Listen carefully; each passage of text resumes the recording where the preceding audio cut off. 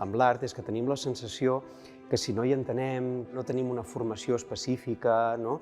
Ens sembla doncs, que no tindrem entrada en allò. No? I justament és el contrari. Per gaudir de l'art només hem de ser persones, només hem de ser éssers humans. Com que t'obliga a fer-te preguntes, t'obliga a pausar-te i reflexiones i penses, no?, sobre el que t'ha fet pensar, i crec que això avui en dia no ho trobo en lloc més. Jo penso que quan anem a un museu, no? Moltes vegades acabem veient doncs, una peça que ens interessa especialment pel motiu que sigui, i allò és com una estrella que pel que sigui et remet a una estrella que trobem en un altre museu, no? Que trobem en un altre lloc, i acabes teixint doncs, això, una mena de constel·lacions a través de les peces. Això et passa a tu? Tu ho vius d'aquesta manera? L'art, com que t'obliga a fer-te preguntes, t'obliga a pausar-te i reflexiones i penses, no?, sobre el que t'ha fet pensar, i crec que això avui en dia no ho trobo en lloc més.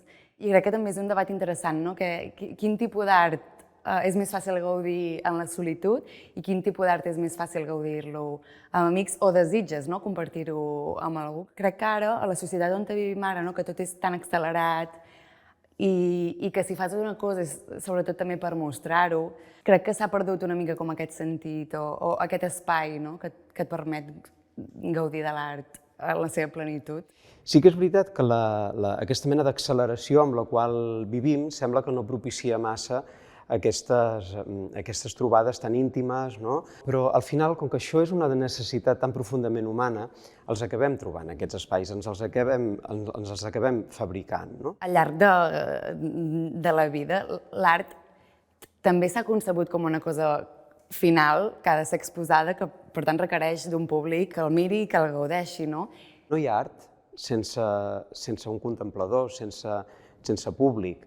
Tinguent en compte això que, en el fons, l'obra no està acabada fins que hi ha algú, no?, que la gaudeix. No? A mi m'interessa molt saber la teva opinió com algú doncs, que des de la teva formació, des de la teva joventut, no?, t'acostes en el fenomen artístic, i una de les coses que ens preguntem amb els amics del Museu d'Art de Girona és com ho fem per arribar a més persones? Jo m'he trobat molts cops que dins del meu cercle em trobava molt sola, no?, en aquest gaudir de l'art, en voler anar i experimentar coses artístiques. Llavors, crec que és molt important que hi hagi associacions com aquestes perquè al final és un espai, no?, que comparteixen els mateixos gustos que tu, les teves mateixes aficions. Perquè moltes vegades el que ens succeeix amb l'art és que tenim la sensació que si no hi entenem, que si no tenim una formació específica, no?, ens sembla doncs, que no tindrem entrada en allò. No? I justament és el contrari, és que per gaudir de l'art només hem de ser persones, només hem de ser éssers humans. Però penso que encara, des de la perspectiva de la gent jove, potser encara es veu com algo molt llunyà, no? Com molt reticent, com pensant que el que hi haurà no ens interessarà. Hi ha d'haver gent jove dins de les organitzacions, per exemple, de museus, no? Sí, perquè d'alguna manera el receptor ha de ser una part activa, no?, en la construcció, no?, del mitjà. No? Vull dir, per tant, si volem que hi hagi més gent jove en els museus també han de ser repensats des de la gent jove. No?